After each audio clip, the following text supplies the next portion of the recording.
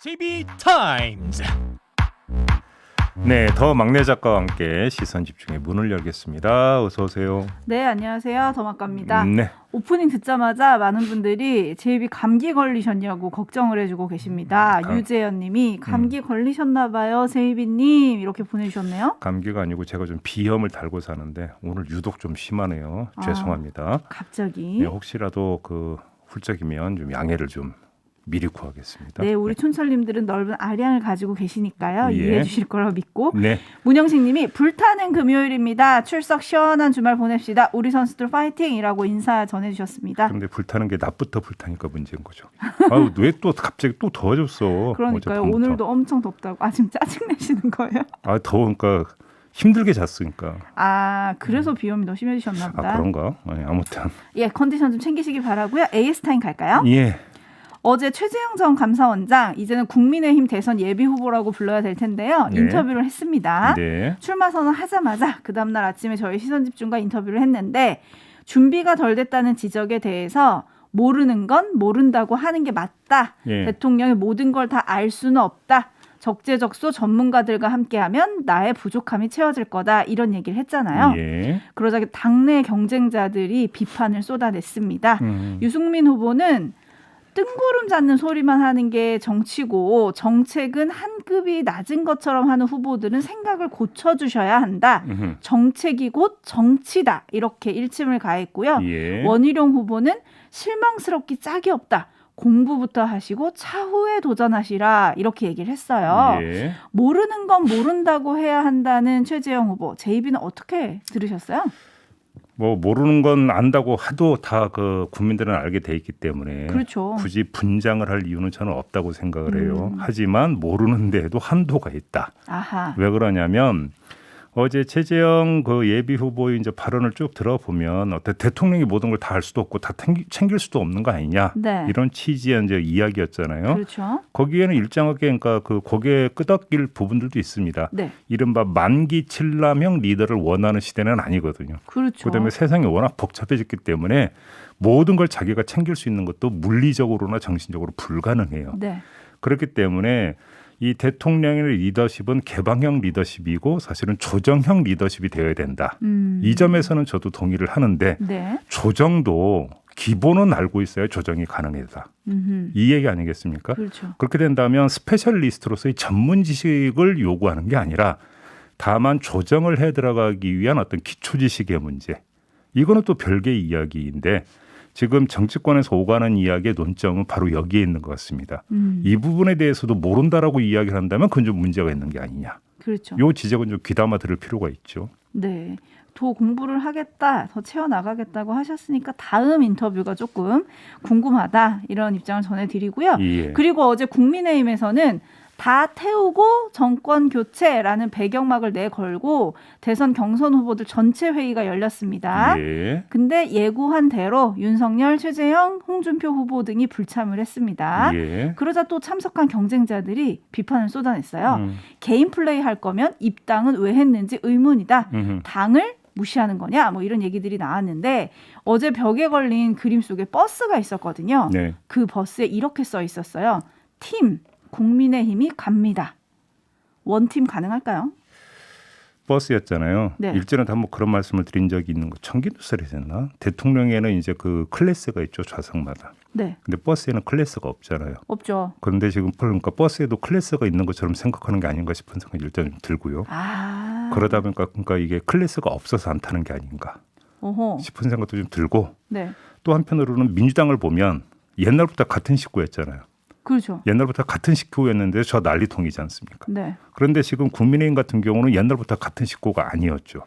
그렇죠. 네. 자, 그래서 이제 원팀을 강조해야 되는 이유가 더 특별하게 있다고도 볼 수 있는데 강조하는 만큼 몸으로 나타날 것인가로 또 별개의 문제일 수도 있다. 이렇게 좀 봐야 될 부분이 있을 것 같습니다. 알겠습니다. 현님은 또 이런 촌철을 보내주셨네요. 윤석열 후보랑 최재형 후보는 2번 버스가 아니라 2-1 버스에 탄 거 아닐까요? 앞으로 지켜보도록 하고요. 네. 6149님은 속담에 집안 싸움이 잦으면 그 집 장맛이 짜다고 했는데 집안 싸움에 선을 넘지 않았으면 합니다. 여기서 뭐 집안 싸움은 양쪽 집안을 다 말하는 것 같아요. 그렇죠. 네. 네, 이렇게 정리를 하고 제이비타임즈 오늘 주목할 첫 번째 뉴스 이어가겠습니다. 네. AS 타임과 살짝 이어지기도 하는데요. 예. 오디오로 먼저 만나보시죠. 문제가 된 윤석열 전 검찰총장의 발언은 부산일보와의 인터뷰였습니다. 일본에서도 후쿠시마 원전이 폭발한 게 아니다. 그러니까 방사능 유출은 기본적으로 안 됐다고 말했습니다. 폭발이 아니고 방사능 유출이 없었단 문제의 대목은 4시간 만에 삭제됐습니다. 수차례 수소 폭발과 광범위한 방사능 유출이 있었던 사실과는 다른 발언에 여당은 물론 같은 당 경쟁주자들까지 문제를 제기했습니다. 원자력 발전소의 그 안전 문제에 대해서 우리가 너무 좀 과신을 하거나 자신을 하는 거는 그거는 금물이라고 생각합니다. 여기 좀 조심하는 게 맞지 않았나. 네, 어제 하루 종일 화제도 됐고 논란도 됐던 사안 아니겠습니까? 네.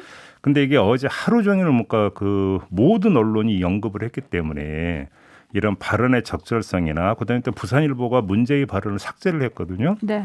이런 편집의 적절성에 대해서는 뭐 여기서 굳이 다시 이야기할 필요는 없을 것 같고요. 다른 점을 좀 짚어볼 텐데요. 윤석열 예비 후보의 이른바 학습 능력입니다. 학습 능력이요? 무슨 이야기냐면 자, 윤석열 예비 후보는 7월 5일에 어디를 갔는지 아십니까? 서울대 주한규 원자의 공학과 교수를 찾아가서 만났습니다. 아, 네네. 그 다음 날은 대전에 가서 카이스트 원자력학과 학생들을 만났습니다. 아, 그랬죠. 그리고 그 전에는 원전 관련 전문가들과 만나서 의견을 교환했다는 보도가 있었습니다. 네. 그러면서 탈원전 관련 발언을 참 많이 했습니다. 그러니까 원전과 관련해서 상당히 많이 공부를 했고 또 전문가들도 만났다 이런 이야기가 되는 거 아니겠습니까? 그렇죠. 그리고 그때 주 교수가 분명히 그런 얘기를 했었어요. 생각보다 많은 공부가 돼 있었다. 그러니까요. 네. 그 끝에 나온 발언이 이 발언입니다. 어허. 그래서 납득이 안 되는 거죠. 왜냐? 후쿠시마 원전 사고는 탈원전이든 친원전이든 간에 기본으로 공부해야 하는 코스 아니겠습니까? 그렇죠. 이건 기본 지식편에 해당이 되는 거거든요. 네. 근데 이 기본 지식편에서 사실에 부합하지 않는 발언을 했다면 도대체 공부를 어떻게 했다는 거냐? 이렇게 안 물어볼 수가 없는 거잖아요. 네. 자, 며칠 전에 페미 발언 등을 지적을 하면서 이 철학의 문제다라고 제가 말씀을 드린 바가 있는데 사실 이건 철학의 문제도 아니죠. 그냥 지식의 문제입니다. 네. 하다못해 그냥 암기라도 할 수 있는 문제 아니냐 이런 말씀인데요. 여기서 또 문제를 일으킨 것이니까 참 난감하다. 이런 말씀을 안 드릴 수가 없는 거죠. 지금 약간 기본 지식편 사실에 부합하지 않는 발언이다라고 하셨는데 사실 당시에 방사능 유출이 있었다는 거는 국제 원자력 기구 그리고 일본 정부도 인정한 사실이잖아요. 그럼요. 그렇죠? 예. 근데 이제 이게 논란이 되니까 윤석열 캠프가 이런 해명을 했어요. 후쿠시마 원전이 설계의 안전성 때문이 아니라 지진이나 해일 때문에 피해가 생겼다는 것을 얘기하려다가 말을 축약하다 보니 그렇게 전해졌다. 이건 이제 그 윤석열 캠프의 주장이고요. 네. 우리가 학교 다닐 때 초중고등학교에서 국어를 그러니까 공부를 하지 않습니까? 그렇죠. 그러면서 문맥 읽기를 이제 배우거든요. 네. 그러니까 우리 그 촌철님들 다 학교를 다니셨기 때문에 문맥 읽기 연습을 했잖아요. 그분들의 판단에 맡겨야 되는 거죠, 이거는. 알겠습니다. 네. 그리고 이번 주 화요일이었죠. 김재현 최고위원이 그랬잖아요. 어떤 말을 했을 때 사실은 이런 겁니다라고 부연 설명하면 안 된다. 그렇죠. 네, 아직도 여의도 문법을 좀 더 익히셔야 하는 게 아닌가 이런 생각이 좀 들었는데요. 4830님이 벼락치기 하고 시험이 아직 끝나지도 않았는데 벌써 설마 까먹으셨나요? 라고 보내주셨고요. 네. 커피체리님은 박지성 선수가 이런 말을 했대요. 월드컵은 연습하는 곳이 아니라 실전이다. 이야 명언이다 그것도. 네. 그죠. 아직 준비 안 되신 게 아니냐 뭐 이런. 저희 PD의 팩트체크에 의하면 박지성이 아니라 이영표 선수의 말이라고 하네요. 아무래도 이영표든 박지성이든 명언은 명언입니다. 네, 월드컵은 연습하는 곳이 아니라 실전이다. 네. 요거는 대선에도 대입이 되는 게 아닌가. 어머, 정도령님은 내가 대선에 나가겠다 선언을 해주셨네요. 정도령님 혹시 정감록에 나오는 그분이 오셨나? 누구신지 모르겠습니다. 네. 정도령님. 네. 대선 출마 선언을 하셨다. 네. 그리고 뭐 지금 제이비가 잠깐 너무 많이 논란이 돼서 다시 짚을 필요는 없다고 했지만 저는 좀 궁금해서 인터뷰 기사가 실린 지 4시간여 만에 삭제가 됐잖아요. 네. 이걸 두고 이제 논란이 일었어요. 그랬더니 이제 해당 언론사 그리고 윤석열 캠프가 각각 해명을 내놨거든요. 네. 특히 윤석열 캠프는 인터뷰 보도 과정을 두고 공세를 벌이는 건 비열한 정치 공세다. 이렇게 얘기를 했는데 윤 후보가 한 말을 그대로 실었으면 왜 삭제하냐 이런 지적을 하시는 분들도 계시던데 네. 우리 제이비가 미디어 비평 1세대 아니에요. 네. 시선이 궁금합니다. 인터뷰이가 했던 말 중에 사실과 다른 말을 할 수가 있죠. 그건 언제라도 발생될 수 있는 문제거든요. 네. 자, 그러면 이제 그 해당 발언을 어떻게 그러니까 처리를 할 거냐라고 하는 것은 언론 입장에서 사실은 고민거리인데 그렇죠. 원칙은 이런 게 있는 것 같습니다. 그 인터뷰의 목적이 뭐냐. 예를 들어서 어떤 특정한 사실을 폭로하는 인터뷰가 있을 수 있죠. 그죠? 네. 다시 말해서 인터뷰의 목적이 어떤 사실을 중심으로 의혹을 제기하는 성격의 목적인 인터뷰가 있을 수가 있고 그게 아니라 정치인들의 정견을 어떤 들어보기 위한 인터뷰일 수가 있어요. 그러니까 인터뷰의 목적이 무엇이냐에 따라서 인터뷰의 발언 가운데 사실과 다른 부분이 차지하는 중요도가 달라진다는 거죠. 네. 그렇지 않겠습니까? 네. 만약에 의혹을 제기하는 인터뷰였는데 인터뷰이가 나중에 제가 지금 다시 확인해 보니까 그때 요 발언은 좀 사실과 다른 거라 잡아주세요라고 한다면 저는 그건 잡아야 되는 언론의 의무도 있다고 생각을 해요. 아하. 왜냐하면 그건 사실 전달이 목적이기 때문에. 네. 근데 정치인의 이야기는 그게 아닌 거죠. 그거는 어찌 본다면 한편으로는 정치인의 수준을 확인하는 척도가 되기 때문에 수준과 생각. 예. 그거는 삭제하면 안 되는 거죠. 그다음에 자, 윤석열 예비 후보의 발언을 그러면 사실의 영역에 놓을 거냐 말 거냐가 또 논란이 될 수가 있는데 두 번째. 네.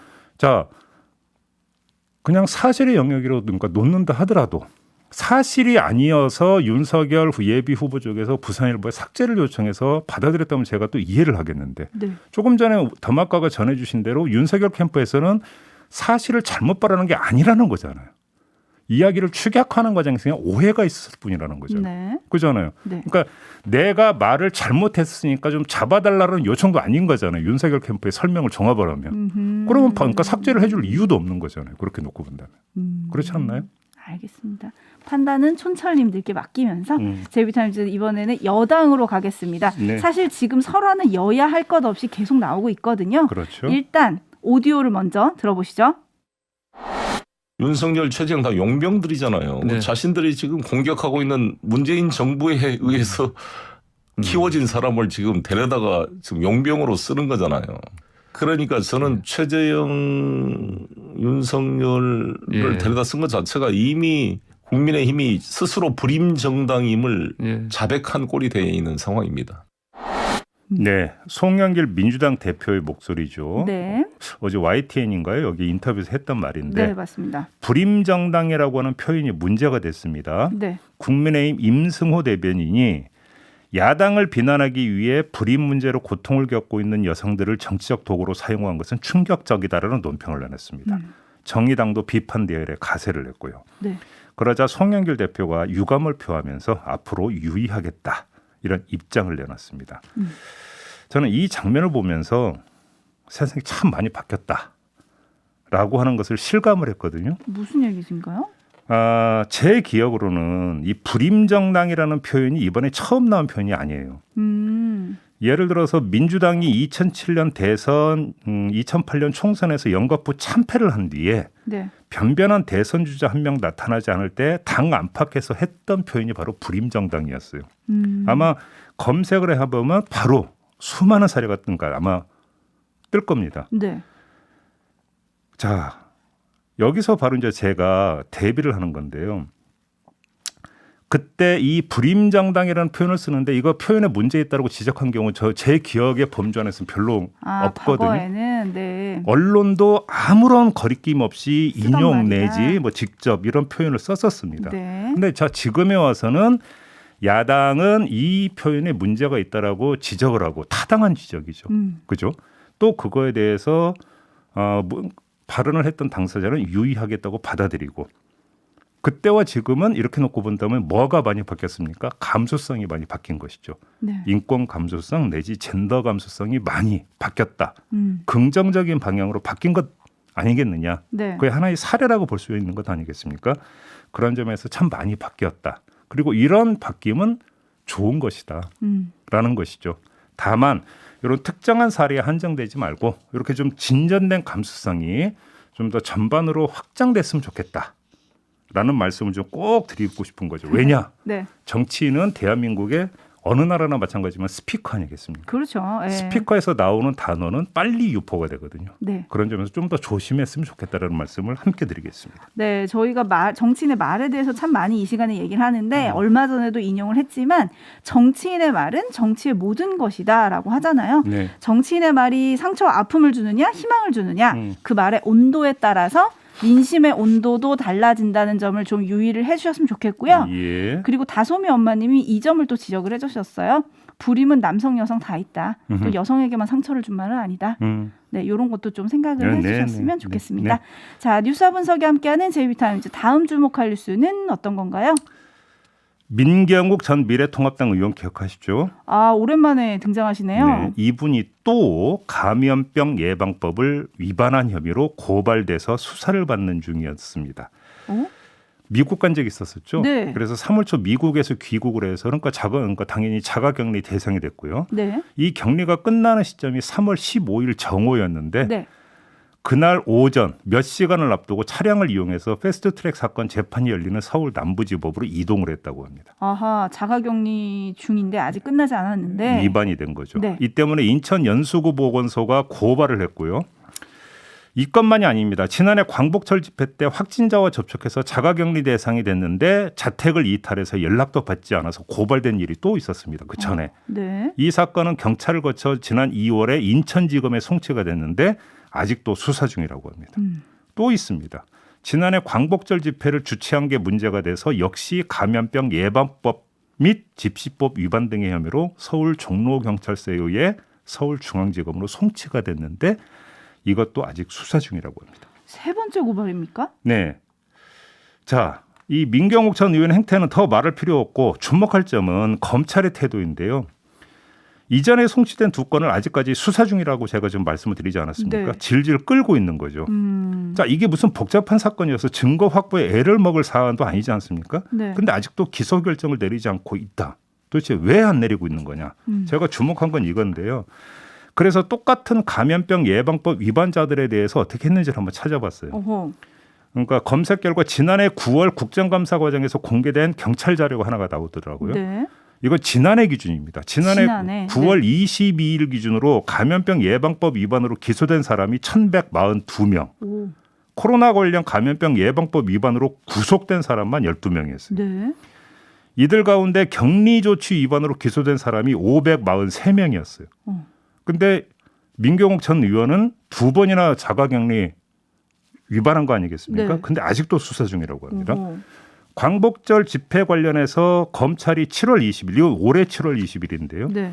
민주노총 관계자 8명을 감염병 예방법 위반 혐의로 불구속 기소를 하니까 보수 언론 등이 나서서 뭐라고 했냐면 민주노총과 같은 날 광화문에서 집회를 주도한 김경재 전 자유총연맹 총재 등은 사건 발생 2개월 만인 지난해 10월에 구속 기소했는데 민주노총은 이제야 기소한다고 비난했거든요.